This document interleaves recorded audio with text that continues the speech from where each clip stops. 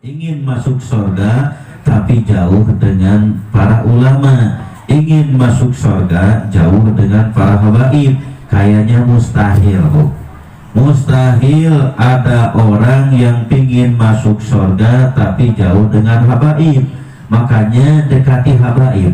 Habaib itu laksana perahunya Nabi Nuh alaihissalam. Andai kita kepingin selamat dari segala bencana, wabah dan sebagainya, dekatilah para habaib.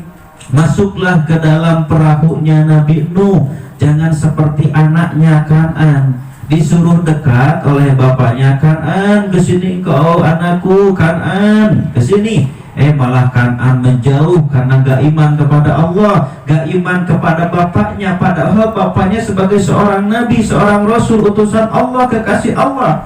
Malah Kan'an menjauh sampai Kan'an tunggang kuda yang gagah, yang kuat, lari terus, padahal air ini terus naik, lari terus naik ke puncak gunung yang sangat tinggi. Kayaknya ini perkiraan Kan'an, saya ini akan selamat naik ke puncak gunung, gak ada yang bisa naik kecuali aku, kata Kan'an. Naik kuda sampai ke puncak gunung. Ternyata apa yang menjadi pemikiran Kan'an salah. Allah subhanahu wa ta'ala yang maha agung dan maha mulia, air yang begitu naik, kalau menurut secara logika kayaknya ini air gak akan sampai meliputi, sampai memenuhi gunung tersebut. Akhirnya yang menurut pandangan Kan'an bahwa aku akan selamat dengan naik ke gunung yang tinggi, ternyata air lebih tinggi daripada gunung tersebut. Akhirnya Kan'an pun hanyut. Nah, kita jangan sampai seperti Kan'an, jauh dari majlis taklim, jauh dari majlis ilmu, jauh dengan para ulama, jauh dengan para habaib. Yuk kita tetapkan istiqomah agar kita cinta kepada ulama, cinta kepada para habaib. Kenapa? Para habaib di alam dunia ini laksana perahunya Nabi Nuh. Habaib itu, ibu bapak sekalian, derajatnya nggak beda dengan Al-Quran. Ya, ini Rasulullah Shallallahu Alaihi Wasallam sampai mengamanahkan kepada kita semua, kata Nabi, adibu auladakum ala salasi khisalin. Ya, ajarilah anak-anak kalian dengan 3 ajaran. Yang pertama, hubbi nabiyikum, agar senantiasa mencintai nabinya, Nabi Muhammad sallallahu alaihi wasallam. Wa ahli baitihi, yang kedua, cintailah ahli baitnya. Di depan kita ada habaib, ada Habib Muhammad di sini. Walaupun badannya kecil, jangan dianggap kecil. Ini habaib, ya. Beliau itu ada apa? Ada tetisan darah dari Sayyidatuna Fatimah Zahra. Kalau kita ada darah Sayyidah Fatimah Zahra enggak, ya. Insya Allah yang namanya habaib nanti beliau akan masuk ke dalam surga bersama kakek beliau. Dan masa Habib Muhammad gak bawa kita, betul nggak? Masa Habib Muhammad gak bawa kita? Masa guru kita Al-Habib Kazim gak bawa kita? Kita insya Allah mencintai beliau, dan mudah-mudahan beliau pun mencintai kita, dan beliau membawa kita ke surga Allah subhanahu wa ta'ala. Yang ketiga, wa qiraatil Qur'an. Anak kita itu harus diajari membaca Al-Quran sampai hafid kalau bisa. Gak hafid pun yang penting bisa membaca makhrajul hurufnya tepat, ya, tajwidnya tepat, kalau bisa dengan maknanya, terus diamalkan dalam kehidupan sehari-hari. Fa inna hamalatal Qur'an fi dinillah yauma la dilla illa dilluh. Karena sesungguhnya orang yang hafid Quran bakal ada dalam perlindungan Allah ketika nanti di yaumil qiyamah. Tidak ada satu perlindungan kecuali perlindungan Allah subhanahu wa ta'ala. Ini yang diamanahkan oleh Rasul 3. 1, cintailah Rasulullah. 2, cintailah para habaib. Yang ketiga, cinta terhadap Al-Quran. I love Al-Quranul Karim, insya Allah. Ibu bapak sekalian, pada saat ini banyak ya acara-acara maulid, termasuk di Cibabat juga ya, Masya Allah Makanya dalam rangka kita memperingati Maulid Nabi sebetulnya ini adalah merupakan satu momen supaya kita lebih mencintai Rasulullah Sallallahu Alaihi Wasallam, supaya kita lebih mencintai Rasulullah Sallallahu Alaihi Wasallam dengan cara apa? Menteladani akhlak beliau yang sangat mulia. Insya Allah. Ada sahabat bertanya kepada Sayyidatuna Fatimah Sayyidatuna Fatimah Zahra, wahai Fatimah, apa kiranya Aisyah ya, wahai Aisyah, kira-kira akhlak Rasul itu apa? Maka Siti Aisyah berkata bahwa akhlaknya Rasulullah adalah Al-Qur'anul Karim. Fa inna khuluquhu khuluqul Qur'an. Sesungguhnya akhlaknya Nabi Muhammad sallallahu alaihi wasallam adalah Al-Qur'anul Karim. Jadi kalau kita kepingin tahu tentang akhlak Rasul, ada semuanya dalam Al-Qur'an. Al-Qur'an itu cermin daripada akhlaknya Nabi Muhammad sallallahu alaihi wasallam.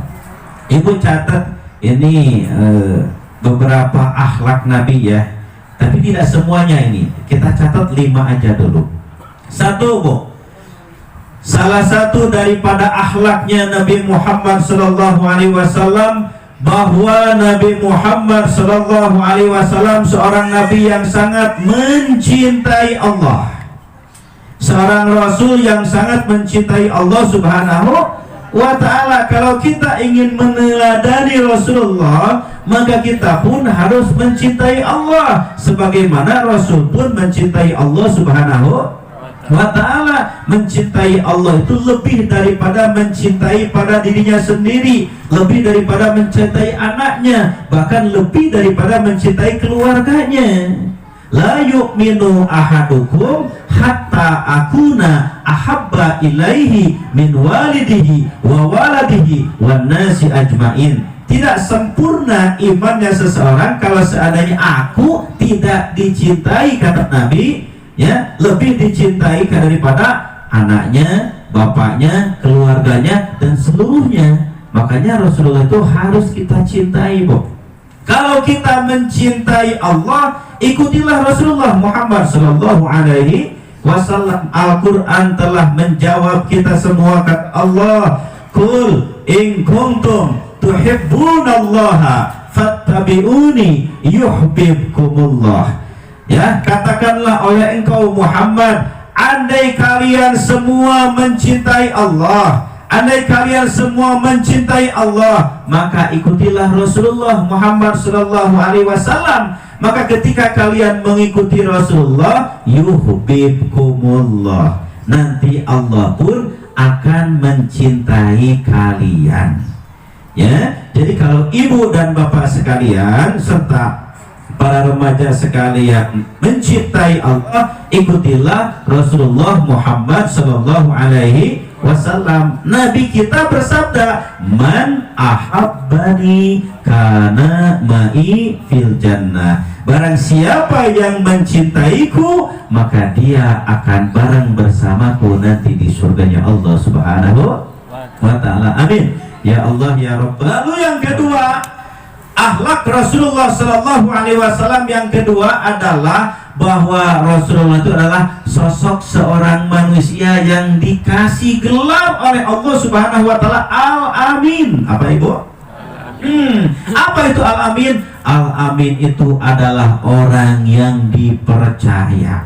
Nabi itu kalau janji gak pernah ingkar, kalau mendapatkan amanah gak pernah gak pernah khianat. Rasulullah adalah Al-Amin, sosok seorang manusia yang dipercaya. Dia adalah orang yang jujur. Apa ini pola yang Rasulullah terapkan kepada umat, yaitu pola al-ihsan.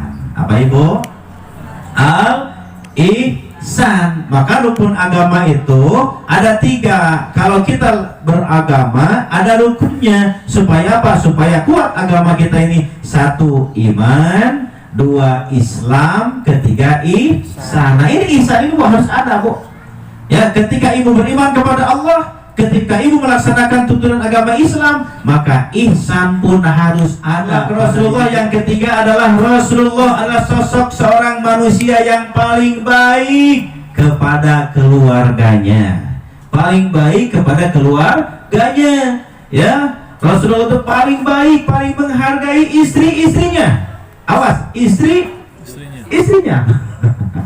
Paling baik kepada istrinya. Satu kali aja, ibu satu kali, saya satu kali. Kepada istrinya. Nah, saya satu kali lagi.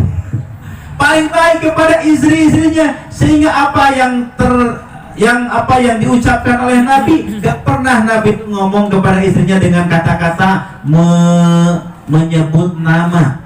Ketika Rasulullah berkata kepada istrinya Sayyidatuna Aisyah, ngomongnya dengan bahasa ya Humairah, wahai kemang ros yang cantik. Pujilah istri kita. Iya banyak ya terhoyong bu istri tadi pikanya ari ka bojo tara muji. Pujilah bojo kita, ya, istri kita. Ibu pun sama, pandai memuji kepada suami. Bagus itu, wahai kakandangku tercinta ayam beb gitu loh. Nah, gitu ya. Itu bagus bu, ya. Rasulullah pun sama begitu. Sampai Rasulullah itu, rumahnya itu beratapkan pelepah daun korma. Kalau Rasulullah tidur ini, ya, bangun tidur ini ada bekas-bekas guratan pelepah daun korma di mukanya bu. Padahal Rasulullah itu adalah sosok seorang manusia yang paling tampan. Gak ada yang lebih daripada Rasulullah. Sekalipun dibandingkan dengan Nabi Yusuf, tetap Rasulullah adalah yang paling tampan. Nabi Yusuf kedua. Karena Rasulullah pernah ngomong ketika di Mi'raj bertemu dengan Nabi Yusuf. Kata Rasulullah, ketika aku bertemu dengan Nabi Yusuf, setelahnya gak pernah aku melihat pemuda yang melebihi ketampanan daripada Nabi Yusuf alaihissalam. Berarti Nabi Yusuf itu kedua. Rasulullah 50%, Nabi Yusuf 25%, kita adalah umatnya 25% dibagi untuk disamaratakan. Makanya tampan di urang mah pangarsakan ustadznya aya tuntungna ngan kasep mah kasep ngan rorombeheun gitu. Kasep mah kasep ngan bujurna tepos, kasep mah kasep ngan sampeana jebrak tuh aya kan kitu nya bibnya.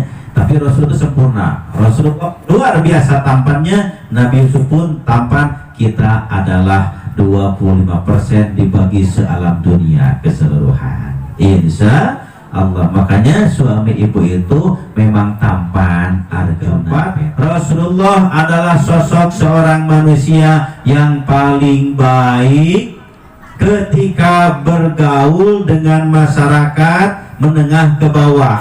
Beliau pun siap paling baik bergaul dengan masyarakat dari menengah ke atas. Rasulullah itu adalah orang yang paling merasa rendah hati, bu. Rendah hati, awas, bukan rendah diri, tapi rendah hati di hadapan siapapun. Rasulullah itu merasa rendah hati, bu. Tawadu, ya. Wa kana sallallahu alaihi wasallam syadidal haya'i wa tawadu. Terbukti bahwa baginda Rasulullah Muhammad sallallahu alaihi wasallam sosok seorang rasul yang begitu besar rasa malunya dan begitu tawadu, rendah hati, bu. Makanya Rasulullah itu rendah hati, tapi itu pun di hadapan orang-orang mukmin. Kang Haji Ali ketika berdekatan berhadapan dengan ibu dan bapak yang soleh, dakwahnya seperti ini, lembut. Kenapa? Karena memang diperintahkan oleh Allah untuk lembut. Wad'u ila sabili rabbika bil hikmah wal mau'idatil hasanah. Tutur sapa yang baik, mengajak jangan mengejek, kasih argumen jangan sentimen, harus merangkul jangan memukul. Itulah pola Rasulullah ketika dakwah di hadapan orang-orang yang soleh. Tapi awas, bu, Rasulullah pun bersikap tegas, Rasulullah pun bersikap keras kepada siapa? Kepada orang kafir dan munafik.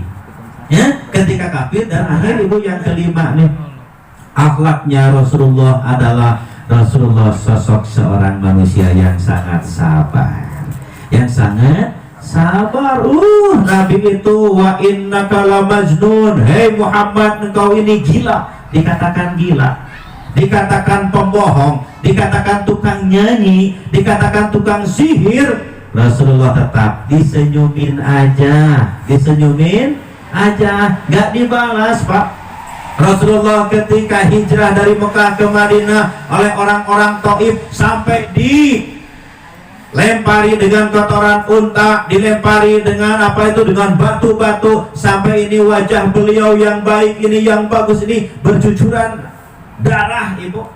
Itulah dakwah beliau. Bagaimana doanya? Ya Allah, berikanlah hidayah kepada ahli Taif ini, karena mereka adalah orang-orang yang belum mengerti, orang-orang yang belum mendapatkan hidayahmu ya Rabb. Sampai itu malaikatul jabal, malaikat yang ngageguh, yang menguasai gunung, itu sampai berkata-kata kepada Rasulullah, ya Rasulullah, andai engkau mengizinkan ini orang-orang Taif yang durhaka kepadamu ya Rasulullah, akan aku lempar, ini gunung akan aku lemparkan kepada mereka. Bagaimana Nabi? Jangan wahai malaikat, jangan. Mereka adalah orang yang belum mengerti, mereka adalah orang yang belum paham, mereka adalah orang-orang yang belum mendapatkan hidayah. Jangan. Malaikatnya isinen kan? Malaikat yang gak dikasih nafsu, yang gak dikasih syahwat, merasa malu oleh Rasulullah. Apalagi kitanya, jika lamun orang kumahanya ayah jami anu pada nyilakakeun urang, PT terjadi cilaka kusok vektor sia pa cilaka pamola sorangan. Vektor sia bongan rek nyilakakeun ai. Paling urang mah kitu nya. Vektor sia, terang vektor bib. Vektor itu bahasa Sunda, bahasa Indonesia apa? Vektor. Kasihan deh lo. Kamu mau melempar kepada saya, ternyata batunya terkena kamu sendiri. Mampus lo. Kalau kita mungkin begitu ya, tapi Rasulullah enggak, Bu. Rasulullah enggak. Makanya Rasulullah manusia yang paling sabar. Ikutlah Nabi Muhammad, kesabarannya insya